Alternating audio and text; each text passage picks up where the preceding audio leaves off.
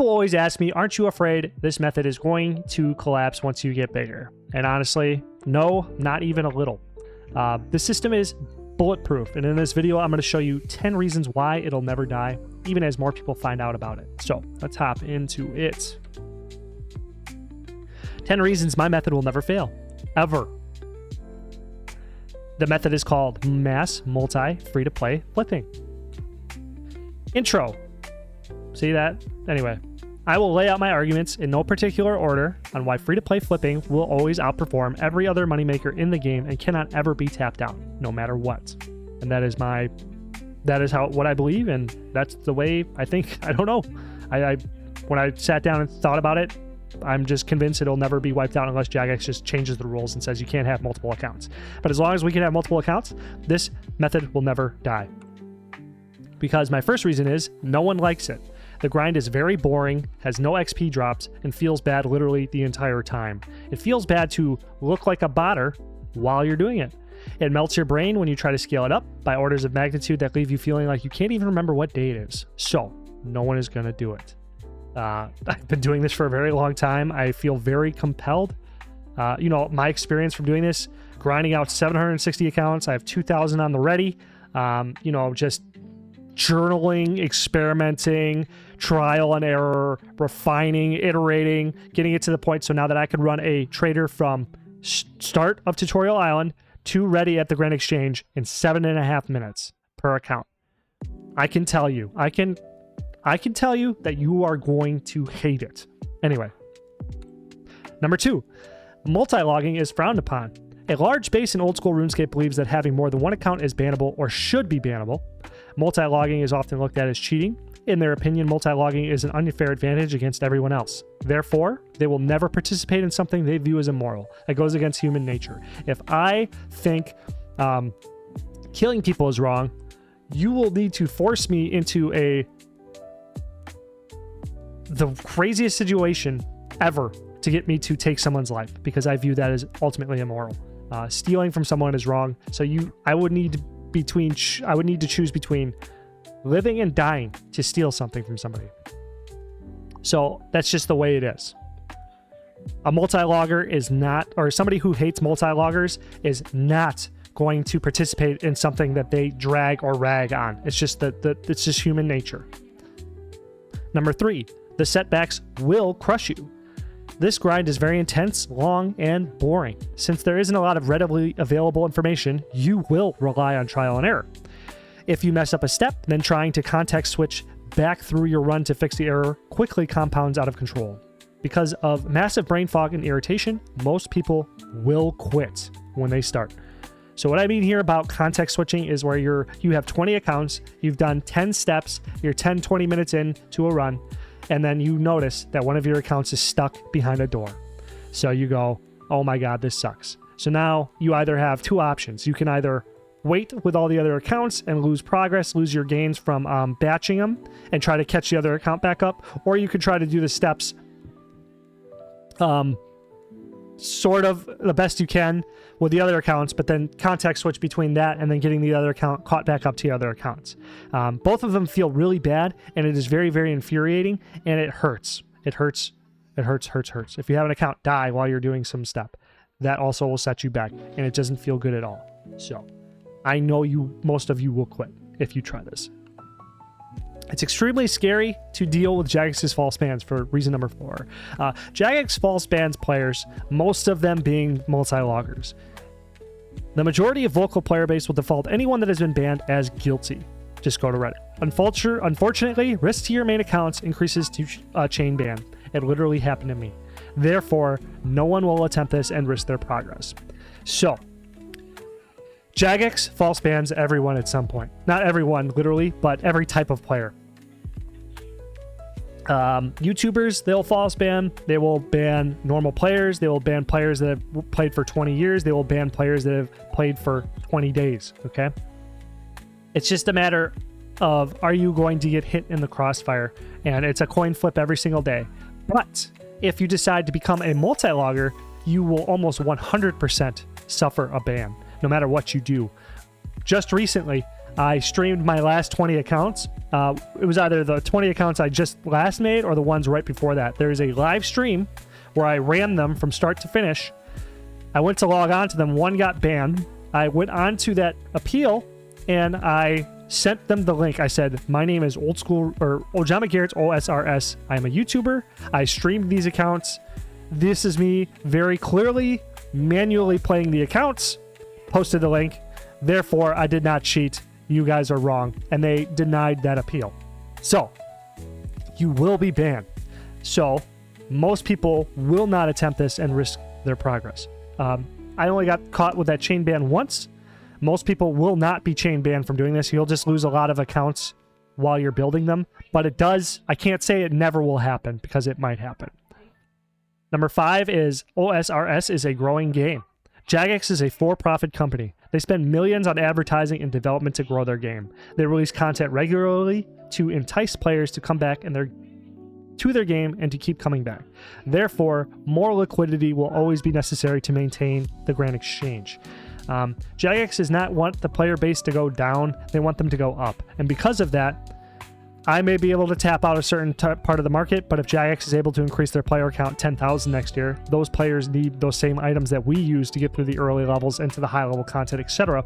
Plus, all of those players, RuneScape is one of those never-ending games that just you want to keep restarting and keep replaying it. So that's just the nature of the game. So as the game grows, we get more players, they reduce churn and increase their player numbers.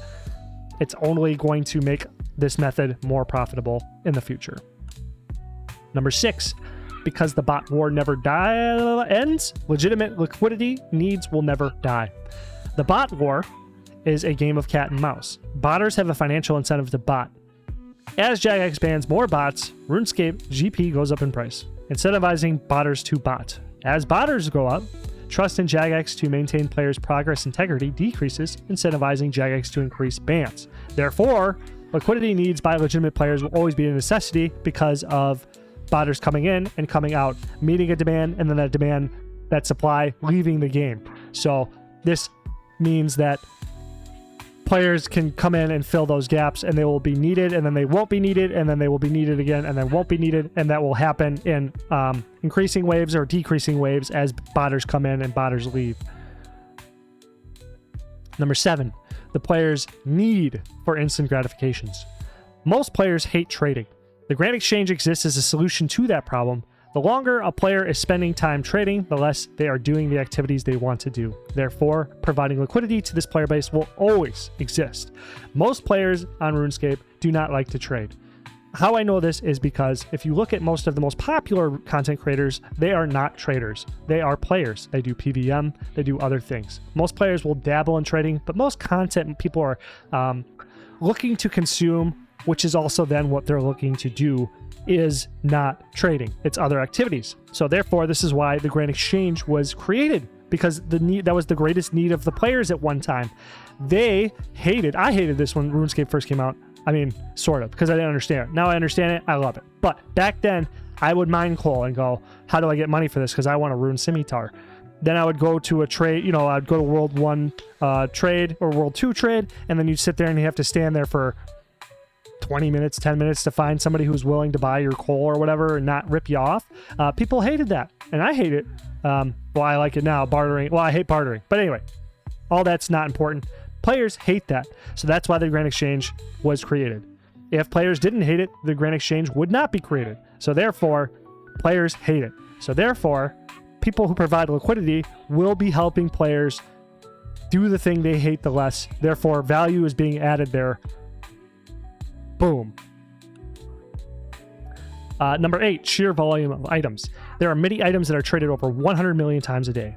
These items are most often, the gas, which facilitates player activity. The amount of people that need these items and how much they need is ultimately unlimited. Therefore, we will never be able to meet the demand of this player base. This is kind of like a smaller reason, but it's just like this kind of goes without saying. But the sheer volume of items really talks about how much the multi-trader or multi-mass flipping is needed. Pure Essence is the ultimate gas in RuneScape, or oil in RuneScape.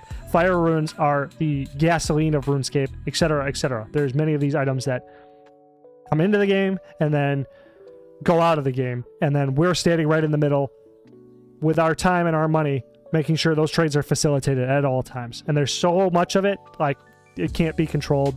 That's why another reason, number 8, why this method will never die. Number 9, each trade is not sexy enough.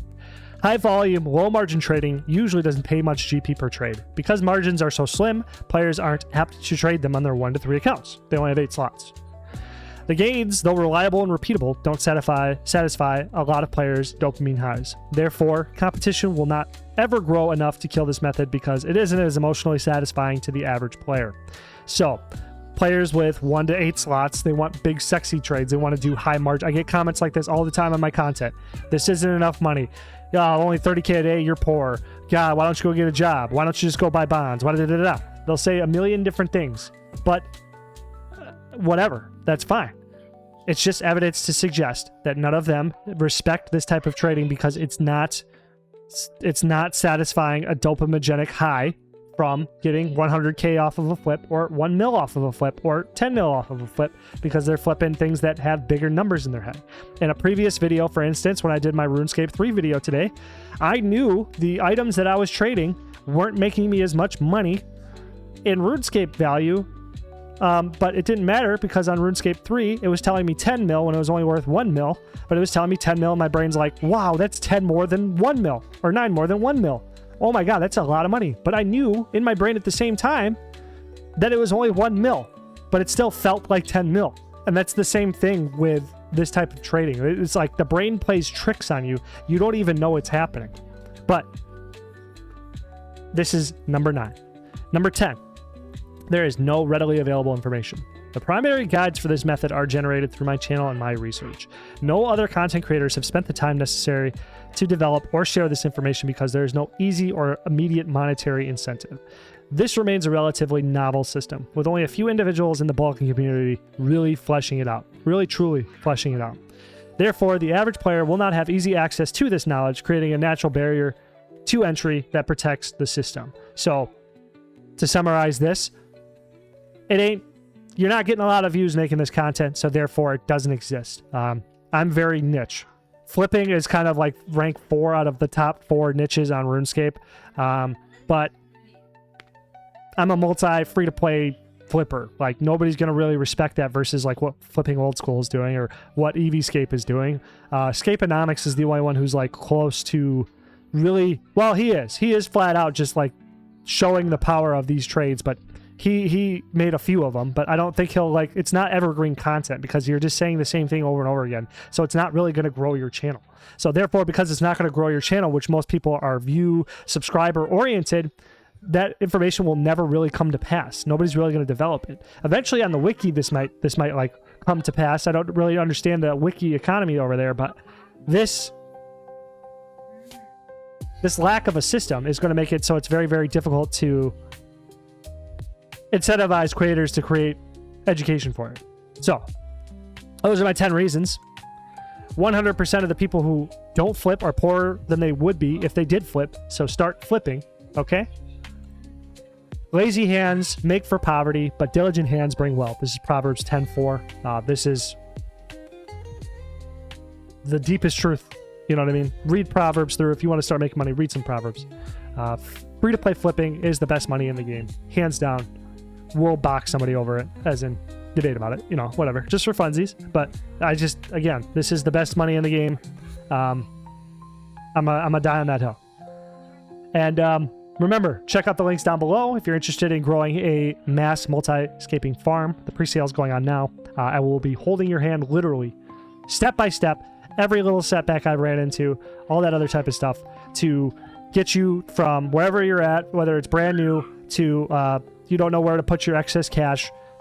I can help you design the farm, build it, do everything to make you hundreds of mil a week without having to really put that much effort into maintaining. So, that being said, have a nice day. Thank you for watching.